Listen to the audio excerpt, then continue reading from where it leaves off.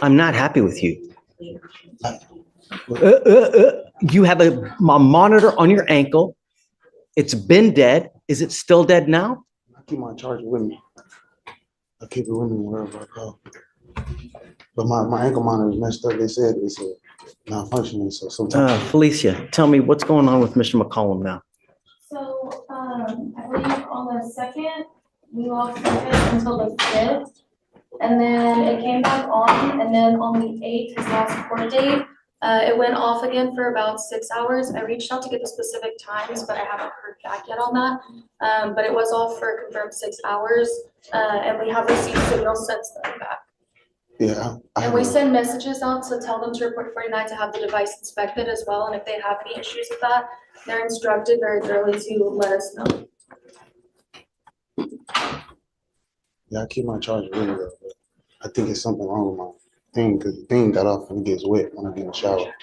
You keep your charger on you, but you don't use the charger because it has gone dead over and over. And I don't care if you come here with a baby to try to save your ass from going into custody. I'm not trying to save him. I'm the only one that could watch him right now. What's going to happen if you go to jail? These are things that you think about when you're in the free world and when you have bond conditions. Because when you break the bond conditions, what happens to you? I did call them and tell them that I think it's a malfunction with my thing. They said they could see my signal and they give me. You repeatedly have the device that goes out. I'm going to do this. I'm going to do that. I'm going to call these people. But you are, though. The device has gone dead. 3 days over there. Now 6 hours over here. What am I supposed to do? I was unaware of it being dead. I put it on the charger. She's telling me they reached out to you. Oh, they do. Every time they call me, I put it on the charger. They call me. They do call me and I put it on the charger. Why do they have to call you to even tell you to put it on the charger, Mr. McCollum? Sometimes I'm at school. A lot of times a day I can't charge it at school. My charger is not close to my barber station. So why can't you charge it at night when you're at home with the baby? I do. Sometimes it acts as if it's charging, but it's not charging. So it's not that I'm not trying not to charge. I do try to charge it every day. Judge, I would ask if the court would instruct him to go by 49 Sanders Sound today, just for them to check the device, and if there is something wrong, for them to put it in. I'm putting him in jail. I don't know what you're going to do with this kid, man. I haven't done anything wrong, sir. I promise. But you have done something wrong. You've repeatedly done something wrong. But my ankle monitor, I didn't know it was dead. I promise you, I go to school every day. This is what I do. I go to school. How does the monitor let him know that it's dead? So we send messages, and then I also see a few times we send siren alerts to the device as well. Yeah, and then I have multiple dates of text messages informing the client to charge the battery. And they call me and I answer the phone and I charge it. I charge it every time they call me. I'm not making no excuse. This is what I do. I go to school every day. The reality is you tell me something, but the machine tells me something different, Mr. McCollum. That's the reality. Ask if we could get, can we get it inspected and get it checked out, please? Because I know it's not. That is what you're supposed to do at the first instance that there is a problem. I did call them and it's on record. You calling has nothing. It doesn't do anything.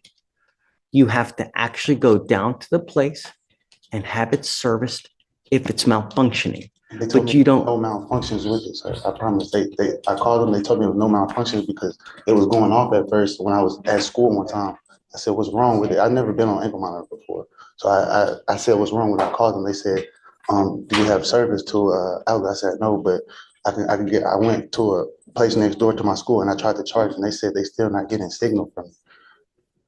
They still weren't getting signal. So if we can get it changed or get it looked. Pause right here. This is a classic courtroom moment where compliance meets reality. The judge is stressing personal responsibility. You can see how even a small tech failure like a dead ankle monitor becomes a massive legal issue. Think about it. How often do people underestimate the little rules in bond conditions? Audience, what would you do differently if this were you? That at least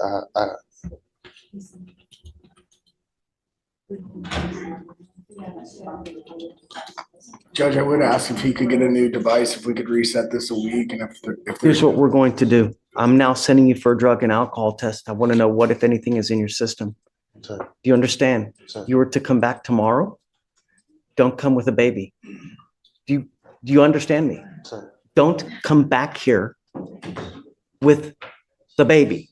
sir. Because if you're here and I put you in custody for one reason or the other, I will call CPS. Do you understand? Sir. But here, whoever you are, I don't care who you are, we will hold you accountable. And if you continue to piss on my leg and tell me it's raining, there will be issues. Do you understand? I will not entertain you telling me I got to do this, I got to do that, and I've malfunctioned this. They reach out to you ad nauseum to tell you that there are issues. And you coming here and telling me, well, I don't know about this, I don't know, it's disingenuous. We get it. Ankle monitor looked just go to 49 at. Where, San I don't- Jacinto. where is that? 49 San Jacinto. First thing is first, I'm sending you for a drug and alcohol test. And then I will give you the benefit of the doubt right after. Have you go to this place to see if there actually is something wrong. You will be back here tomorrow. Understand? Okay, Hannah. Judge, they Thank you, will, do you have someone else to watch the baby because they won't allow them to bring the child? We'll take a drug test today. Yeah, I can Tell set you, the man. appointment, but they won't allow them to with the child. I could wait outside until somebody come. Do you have someone here with you today? No, sir, but I'll just wait outside, the address So- until I can get somebody to come. Do that. Yes, Judge. All right. All right, Joe. See you, Mr. McCollum. We'll see you tomorrow. Oh, How you doing, Your Honor? guys, do you mind helping me out, please?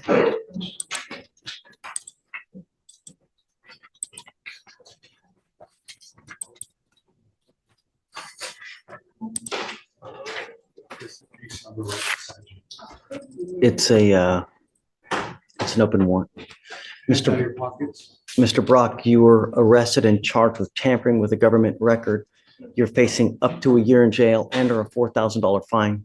Looks like you had court on I missed because of school. I just forgot to last Friday. Why did you miss court? go to school and it just slipped my mind. How old are you, sir? 17. How'd you get here? I drove. You're charged with tampering. You're facing up to a year. We're going to do probable cause. You have the right to remain silent. Anything you say can or will be used against you. You have the right to have an attorney present. If you cannot afford one will be appointed to you, sir. Officers initiated a traffic stop, observing the defendant's vehicle run a stop sign in Harris County, Texas. The officer asked for the defendant's driver's license, and the defendant provided it to the officer. When the officer went to verify the driver's license, the number came back to a Leslie Salazar. The defendant admitted to the officer that his driver's license was fake. The defendant then provided his legitimate driver's license to the officer. Why? Don't say anything. Do you have any indication? I mean, I'm not entirely sure, Judge. I don't know if it was like a mistake or to hand over the. no, person. fake ID, I see. Did they take it? Do you know if they confiscated that license? I believe they did. They have a photo of it. That the officers took.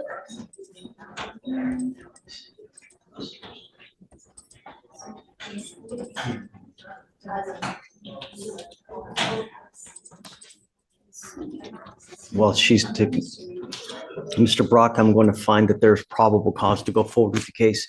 Do you have a valid Texas driver license? Do you have valid liability insurance in your name? I'm assuming so, or in my mom's name. Don't assume anything. Never assume anything in life, because if you get into a wreck and you kill a 5-year-old kid, they don't care whether you make assumptions or not. The only question is whether you do or not. And if you don't, then you're not allowed to drive. And I'm making that a condition of your bond. Yes, it was taken. Wonderful. I am making it a condition of your bond that you're not to have any fake IDs, fake licenses, or anything of this nature. And if I find that you're using that, This is intense. The judge is laying out real-life consequences here, not just for breaking the law but for your future. Teens, listen up, a fake ID isn't a harmless prank. How do you think a 17-year-old even begins to process this comment below with your thoughts? Or you're trying to get booze, you're trying to get illegal drugs, I will put you in jail. You will not get any PR bonds. Do you understand? Sir. Life is really going to suck. At 17, you going into jail. Let me tell you what kind of field day the people in custody will have with you. You have any clue what they will do to you in custody? Take a guess. Imagine your worst nightmare. It's worse. Get my drift? If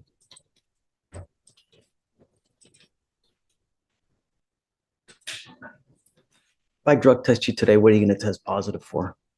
And beware that you're going to get tested.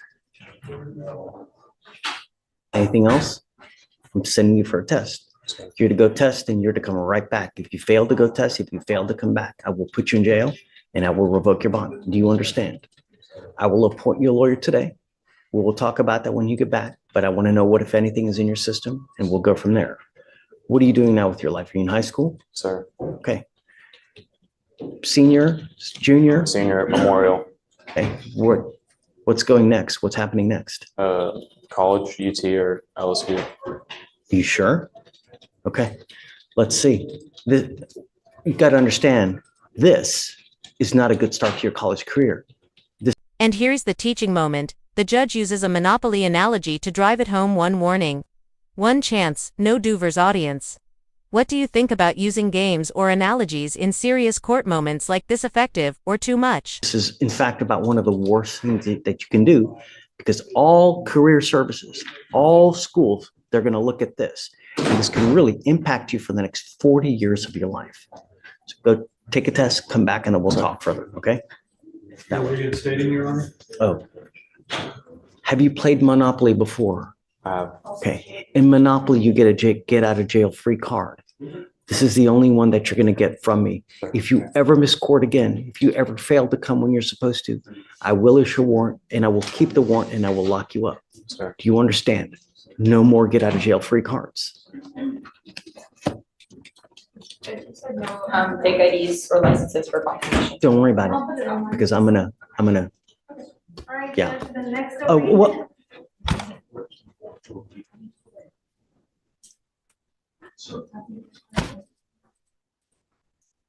Did you think that you were coming to the beach today in shorts? Yeah, I'm sorry. I completely wasn't using my head.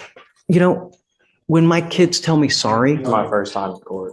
I'm sorry. it's a court. You know, in court, you're supposed to dress a certain way. This isn't the circus, man. You know, you continue to say sorry for things. At some point, your sorry will go in this ear and will go out that ear. Do you understand? Sir. Everything you're doing here, I'm going to mark it and we will know it. So that if you come in here and try to play this game again, I will put you on my knee like a little child and I'm going to spank you like a little child, but I will do it with a ton of jail time. Do you understand? Sir.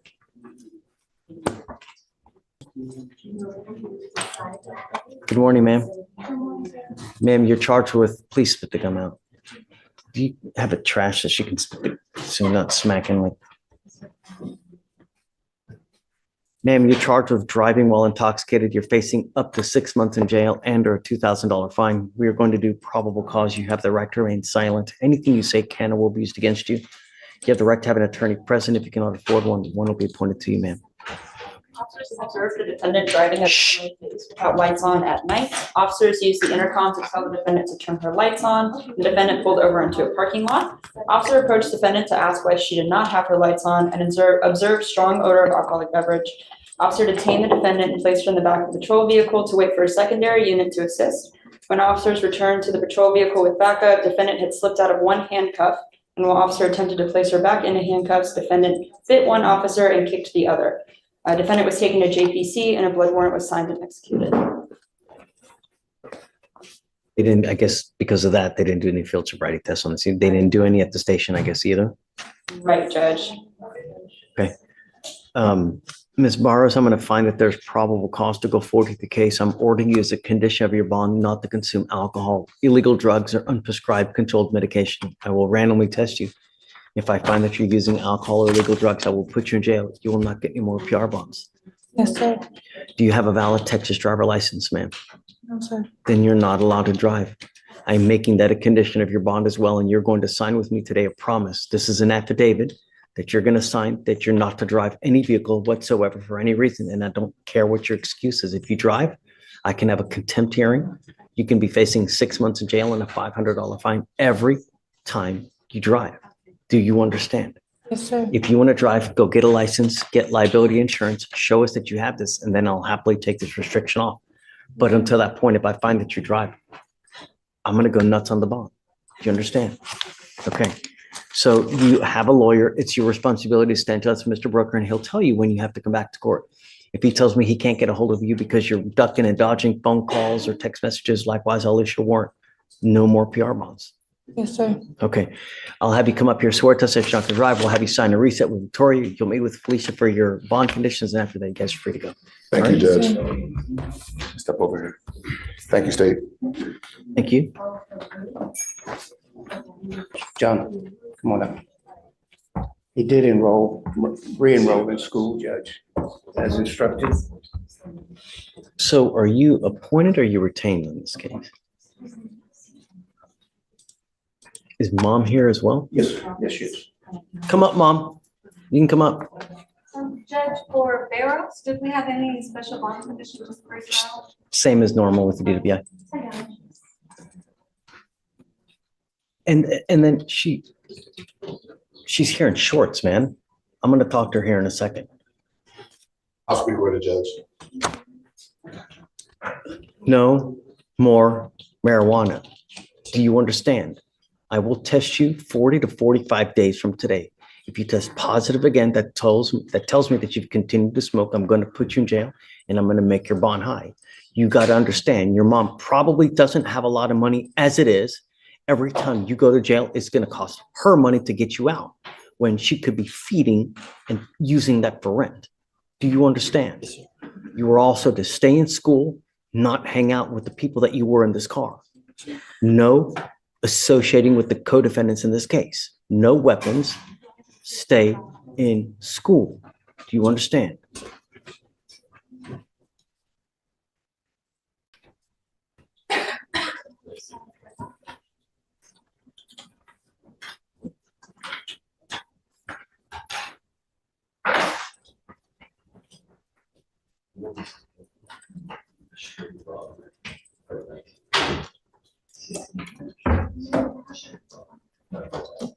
We've now given you a lawyer. It is your responsibility to stay in touch with counsel, and he will tell you if and when you have to come back to court. If he tells me he can't get a hold of you because you're playing games, I will issue a warrant. And I'm going to tell you now, I'm not going to give you any more PR bonds. Do you understand? Yes, sir. Okay. Anything that you'd like to add? Do you need anything? Because I don't know how he is when he's at home with you. Does he act up? Does he help you out? Yes, he helps me out. He does side jobs at home. Recently, I was able to get him enrolled back into his homeschooling program, so he's actively working on it. Okay, I'm going to want proof that he's actually enrolled in school and actually doing well. You can And provide it. It's online. great. And I'm also giving him a curfew because I don't want you out in the middle of the night. You're getting a curfew at 10 p.m. and I'm putting a monitor on your ankle so I know that you're not out. Do you understand? Sir. Don't act a fool. You start being a danger in the free world, I will take the free world away from you in a second. My only concern is public safety. And when you're in a stolen car with a bunch of other people with stolen guns and everything, that's not a good look. All you're going to do is end up with a number on your back, perpetually in and out of jail, never amounting to anything. That's not a good way to go through life. Life is a journey. It can be a great journey where it's filled with love, fun, vacations, nice cars, or it can be a miserable, rotten toilet of an existence where you never have any money. You argue with everyone about everything because you ain't got no money, got no education to be able to support yourself. That's not a good way. That you don't go through life like that. And it starts now at 17. You understand, Mr. Melendez? You won't get any more warnings from me. straighten up and fly right. You stay with me. Okay, guys, thanks. Thank you. We will pay for everything for you, so it shouldn't be a dime out of your pocket, okay? Thank you. All right, Mom, thanks.